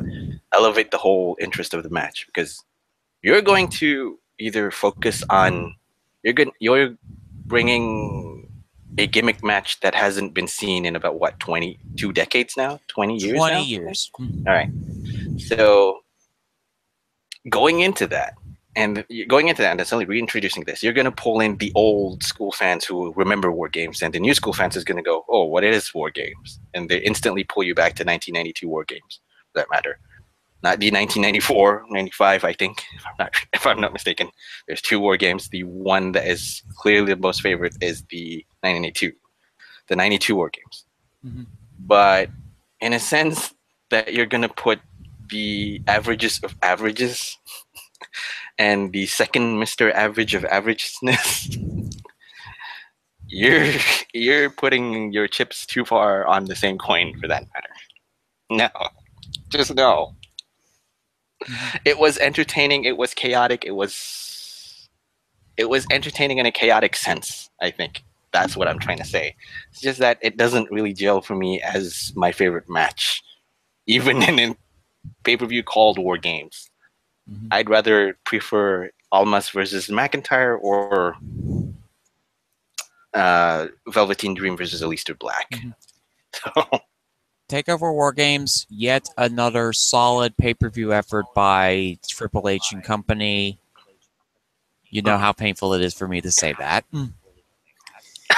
Because it's the shovel. Okay. It's the shovel. But no, he did a solid job on this one. He did a good job on this show. You know, the booking team was really solid in this one. They still need to establish characters for the NXT roster wrestlers, but they're slowly getting back into doing that. Oh, especially with the new openings that are now available, especially with the women's division, for that matter. So we'll do the last two segments, which are the debuts that happened on Monday Night Raw, and of course the one major angle, which is the Triple H, Braun Strowman, Kurt Angle mess. Oh yeah, quick question. Would you say that you prefer Survivor Series as being the better pay-per-view this week, or War Games? I honestly think that both shows were pretty even. Survivor Series had the brand war matches, but it does have the benefit of Miz versus Baron Corbin only going about 10 minutes or so. And while most of the matches were good, except the main event match, which, well, that's one of the two things we'll talk about later on, yeah. War Games is solid. But, you know, Survivor Series was just as good as War Games in this situation. It wasn't a situation where the NXT pay-per-view was better than the WWE main pay-per-view. It was basically about the same because both main events had issues. I agree. So let's talk actually about that Survivor Series main event, which was, okay, For years and years and years, folks, I have rambled on and on and on the philosophy train of ignoring Satan, Vince McMahon, instead of focusing on the shovel, Triple H. I've been derided for this way of thinking. I've been constantly derided for this ideology of, oh, well, if you focus your attention on Vince McMahon for more than several weeks, you're going to go completely crazy because Vince is going to go and say, there's a nice sacrifice right there. That's the person who wants to go against me.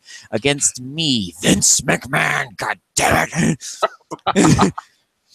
Wants to go against this guy, and you go into a dogfight with Vince McMahon. No, thank you. No. Satan is at least an honest, obvious evil. He's an honest, obvious evil, who's also one of the worst liars I've ever seen in my life. Sure. Okay. Yeah, he's such a control freak with his personality that you can literally tell when he is lying all the time. I agree. So when people start saying, Triple H, thy Lord and Savior, Triple H, the one person who will lead wrestling back to the promised land of glory. What happens at the Survivor Series main event? Triple H basically eliminates the opposing team, then tries to then eliminates Kurt Angle, then eliminates Shane, and him and Braun Strowman are your survivors for your Survivor Series 2017 main event, and Braun Strowman has no idea what the heck is going on. I was just about to say that. Even Braun Strowman hated it. Congratulations, Triple H. I thought I was going to have to not use my MREs and my emergency supplies for the Braunpocalypse that had been hopefully delayed by the beast Brock Lesnar and his mighty immortal wizard Paul Heyman destroying him. Or hoping that Kane with a garbage truck could crush Braun and remove him from the main event title scene. No, you had to have him be one of the survivors in this match. One of the survivors who actually didn't do anything. He did some couple of power moves. He did eliminate a few people. He did eliminate, if I'm not mistaken, Nakamura and who was the other one that he eliminated? I think it might have been Rude or Orton. Rude or Orton. There you go. Yeah. He eliminated Rude. He eliminated Orton. There you go. Yeah. So he managed to eliminate a guy that people are very high on, even though I've repeatedly raised my alarm bells on Nakamura before. And Randy Orton, the very definition of a 80s throwback wrestler. Well, I mean, even Strowman was in the end shaking his head, doing his best impersonation of slack-jawed confusion. What the hell is going on here? So Strowman attempts to destroy Triple H, which is easier said than done. I mean, he didn't have holy water. He didn't have a vampiric steak. He didn't have... he didn't have garlic. 1001 verses involve tearing your quad. He didn't have garlic for that one. He didn't have anything to take on a recently revived Triple H who had taken a dip in the Lazarus pits to return to his reign of terror. I have to wonder if the booking for NXT TakeOver War Games was a public apology by Triple H. Dear Die NXT faithful, I am about to dominate over the main event of the Survivor Series pay-per-view card. And as a public apology, I'm finally giving a shiny thing to Ember Moon, and I'm finally giving you all of the matches that you want. I'm also giving a shiny thing to Andrade Cien Almas. Please accept this humble apology from my humblest of hearts. P.S. The main event for War Games is going to be completely horrible and it has Adam Cole in it. Well, at least we got on a positive note. We get to see the old Triple H versus the clone Triple H. Number one, or Ric Flair student versus Ric Flair wannabe. Which one do you prefer? I mean, Bobby Roode is. I think Bobby Roode did fantastic in this match. You know, He looked good. He looked good. Multi-man matches are Bobby Roode's bread and butter because he used to have to do them all the time in the Donner Party of professional wrestling. Oh, with his fatal 4-ways, the fatal 5-ways, and then 3-on-3s and 4-on-4s, 5-on-5s, and reverse battle royales. Oh my! Oh. Thank you for reminding me of that debacle and all the shit show that happens with the reverse battle royale. I've watched both of them. They're enjoyable. Enjoyable in the sense that I have to tear my eyeballs out, or I have to tear my eyebrows out? Which one? When Sal and Taker both watch this show, they are going to be completely surprised and amazed by the level of insanity that has happened on this broadcast. And yet we're saying that we're almost the sane ones here. We're almost the level-headed ones. And yet here we are dropping slowly but surely into insanity. Well, what's even a bigger insanity is the ideology of Braun Strowman main eventer in late 2017, early 2018, which is, oh, good Lord. I thought that we were going to have to not worry about the emergency supplies and MREs for the Braunpocalypse. I guess it's coming back earlier than expected because we thought the Braunpocalypse, me and Sal thought would happen around like after WrestleMania season. Okay. Instead, it's going to look like it's going to happen a little bit sooner. But first, he has to survive a match against Triple H. I mean, credit where credit's due. Triple H did actually sell off the whole I am in terror of Braun Strowman. And then Braun Strowman will meet Mr. Sledgy, and we will find out the one thing that can actually defeat Braun Strowman. Is a sledgehammer. Yep, a sledgehammer bought from your friendly neighborhood local True Value. I mean, okay. Outside from the whole joking part, I don't know whether Triple H would want to kind of, sort of say screw it and go get himself over against Braun Strowman, because if that happens, you know the reaction to that would be like, it's gonna be crazy. It would heat my house for at least 2 decades, if not more. Yeah, I could say. Yeah, you could say that.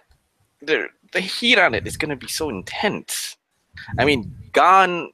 If that happens, gone is all the whole goodwill and cheer that he gained from NXT. Yeah. Gone will be all those goodwills, those good things that he has done down in NXT, even the apology that he did in NXT. This is going to raise him to a whole new level befitting of a Satan that we both know. Okay. Probably even overthrow the Satan. You can honestly complain about Vince McMahon all you like, and it's fair to do so. But the thing you got to realize about this guy is that he's the obvious evil. You know what Vince is going to do.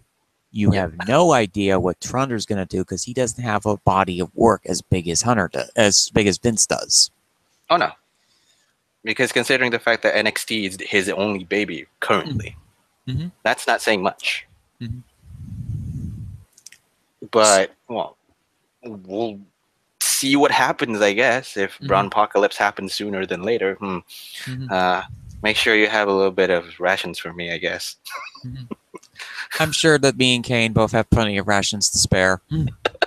Okay. Oh my goodness. Okay, that was one obvious nuclear meltdown that's gonna happen anyway. The other one would be the women's debut. Of course.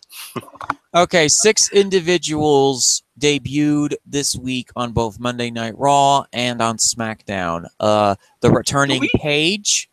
Yeah, do we technically say that Paige is debuting because she's doing her re-debut? I would count Paige in that category, I think. You know, because she had been out for over a year and a half. I usually consider wrestlers that have been out for over a year and a half to be wrestlers that have re-debuted. All right, okay, fair enough. We'll say that she's debuting back again. Okay. Yeah. So the re-debuting Paige. Then we have the lady who could basically deadlift suplex a truck.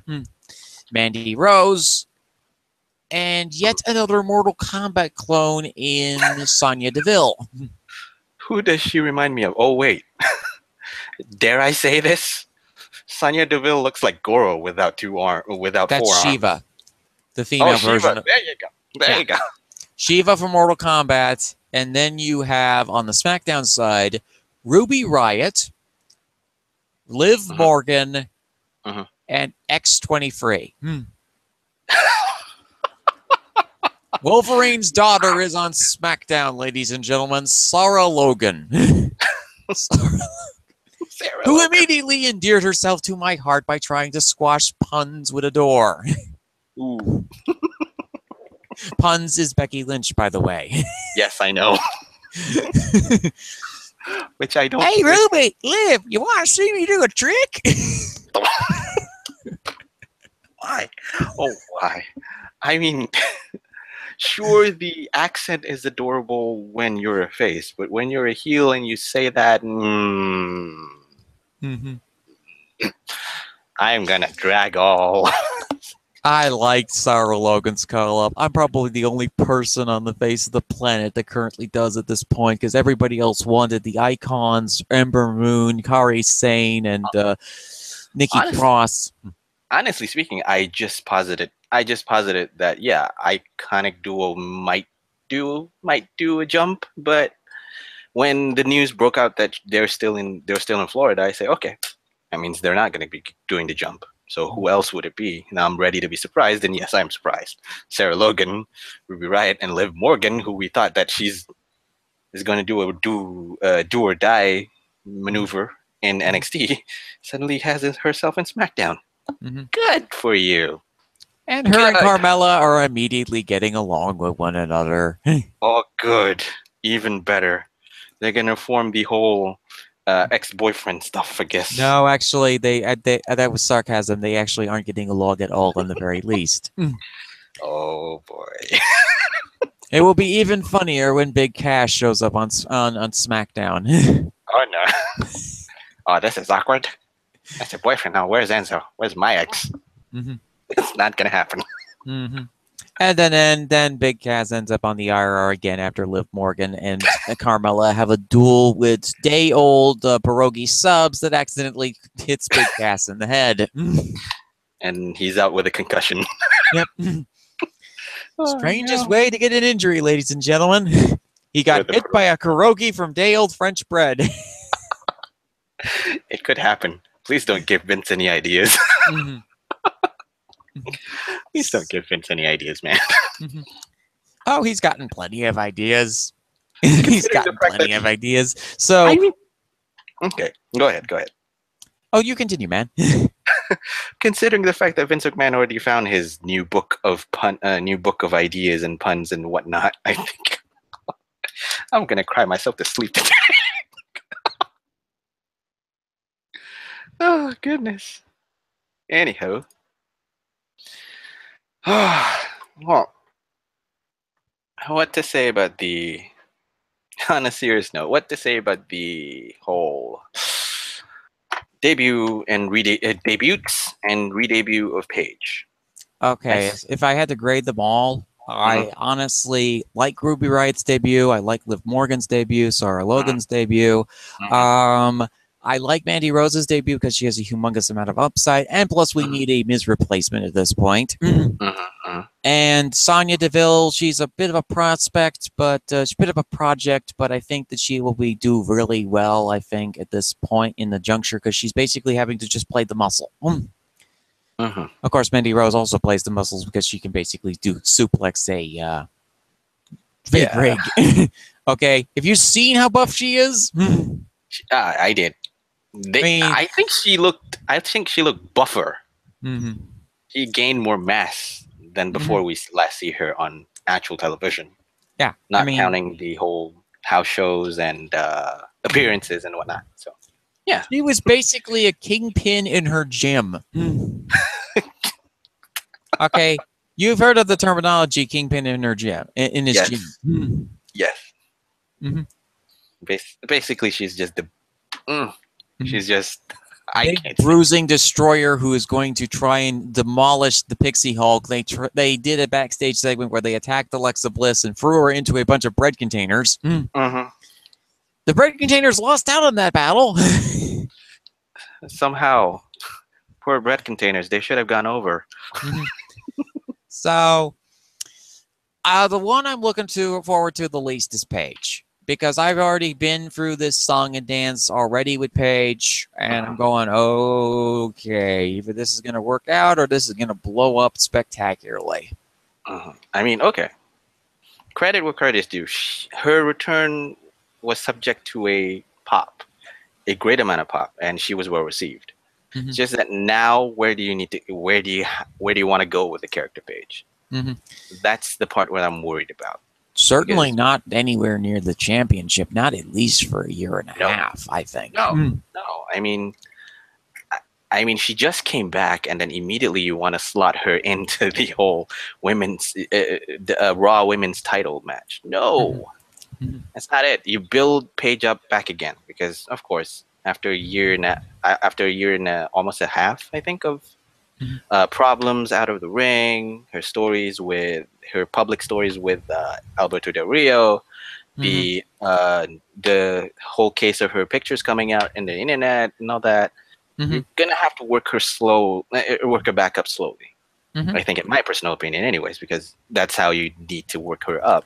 Of course, yeah, she's a fan favorite. She's gonna get the same treatment, like, oh, I'm glad she's back, like the Emma spot before Emma was Future Endeavored. To me, I think that's the way. For Mandy Rose, yes, I see a huge upside on that, so I'm okay with that.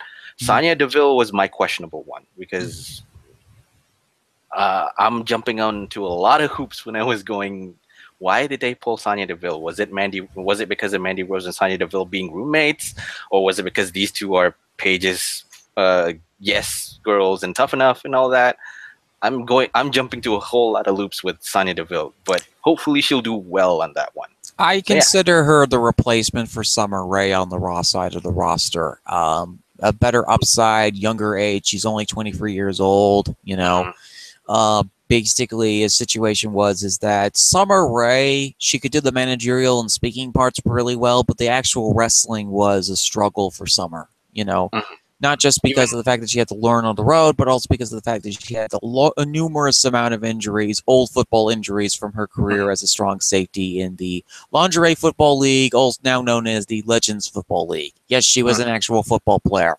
Yep, she was. Even, if you want to knock the Lingerie Football League, she's still a footballer.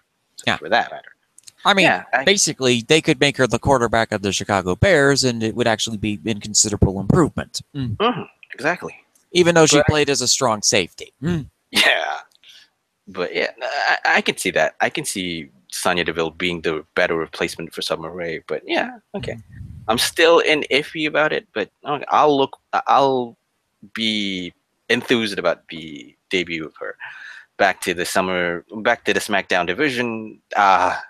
Sarah Logan, of course, she's already endeared to you. I won't say much against it, because back in the NYC, I love her. She was the bubbly kind of country girl who suddenly comes out and then, okay, let's fight. That's it. I'll positively look her a little bit more than Sonya Deville. Ruby Riott, again, initially I was a bit questionable, but now I think, okay, I can see why. Because she looks like the most ready, even if she doesn't have a lot of character development back in NXT. That's it. The one that I'm quizzing about is Liv Morgan, because this is a do or die situation for her.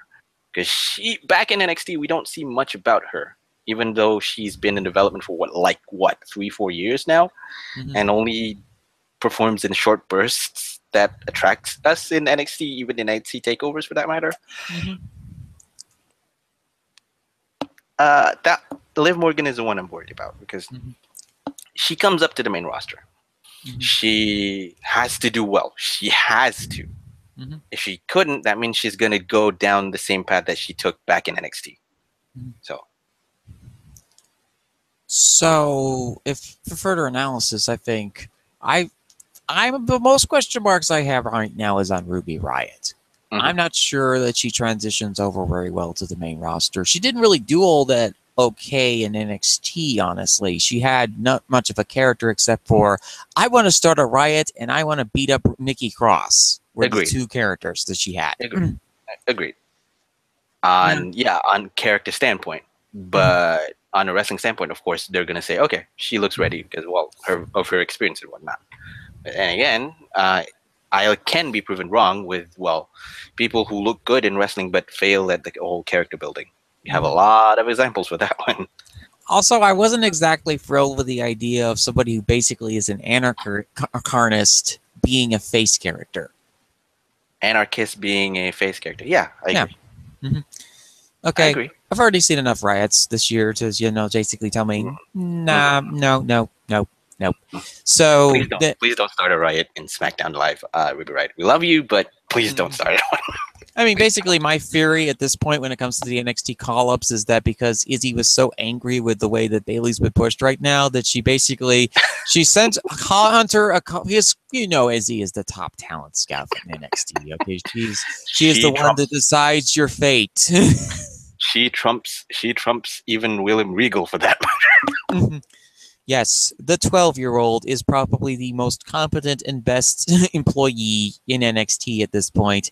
Probably, she said she pulled a classic Studio Ghibli move and sent Hunter a machete with a list of names of people that he could call up and people he couldn't call up and say no cuts. No cuts. With a machete in hand, she scared even a shovel.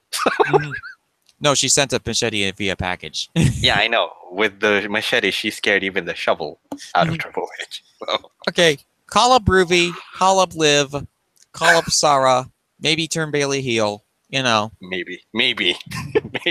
I know she's a big fan of the heel wrestlers down there, so she wouldn't mind if Bayley was a heel or not. But regardless, Liv Morgan, we'll see how this goes. Sarah Logan, that's one of the biggest question marks everybody has. But here's my answer to this to the critics.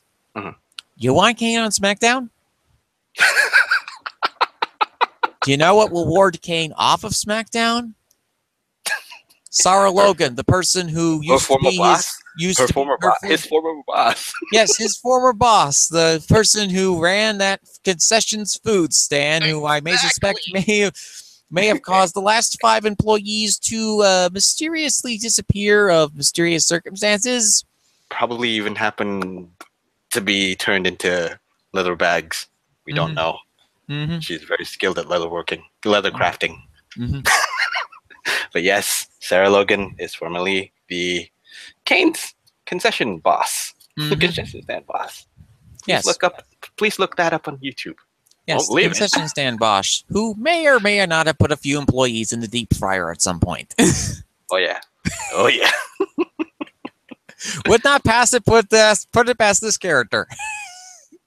If you scare Kane, that means you're pretty seriously crazy or insane. Exactly. I mean, here's the thing. She handled The Miz very well. So. And speaking of The Miz lost his shiny thing, the Intercontinental Championship. He got the consolation prize. First, he lost to Baron Corbin. Then he gets speared out of his boots by the beloved Roman Reigns. And now Miz is at home, basically prepping for baby Miz's debut. And also trying to keep the Danielsons out of his house. Why would the Danielsons come to his house now? To turn his baby face.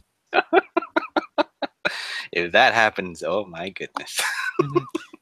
Brie wants that Birdie and Miz Jr. tag team. Oh, and don't forget that The Miz is practically out because he's going to read scripts from now on. He's got the Marine 6 to do. And that also kind of signifies why Becky Lynch is knocked out with a door by Sarah Logan. Because Becky Lynch is also getting into films. Yep. Apparently she's in the Marine 6. As what? We don't know. So take that as you will. Oh, goodness. I'm here to do pounds and chew bubblegum. And I'm all out of puns. I'm all out of puns. There you go.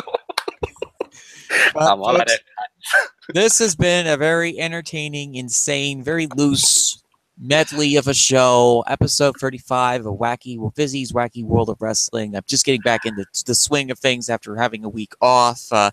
Thank you so much for tuning into this episode. Like I said, somehow the whole sane vibe, the sane, relaxed vibe slowly descends into madness. Mm-hmm. The farther we go. Imagine if we did this on a 3-hour basis. Well, Sal's going to be back next week, and he's going to wonder what the heck happened to the live control room.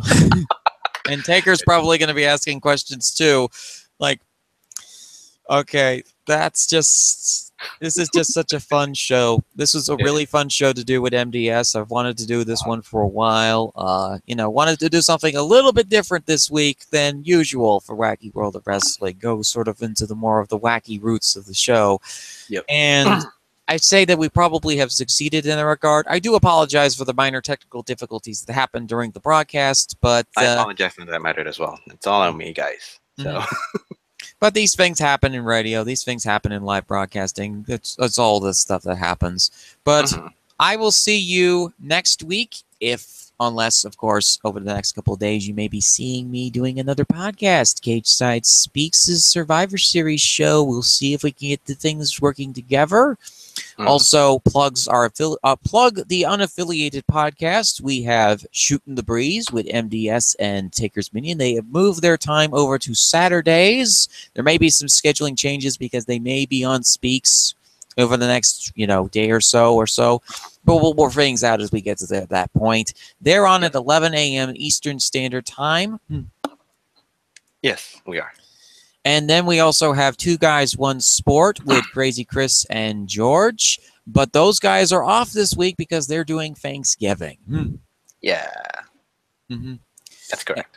And I'm not sure if WrestleNomics Radio is doing a show this week or not, but those guys are Brandon Thurston Howard and Chris Harrington, a.k.a. Muki Aganya. They also do their show, WrestleNomics Radio. It is a podcast that dives into the economic statistics of WWE financials and legal paperwork. It's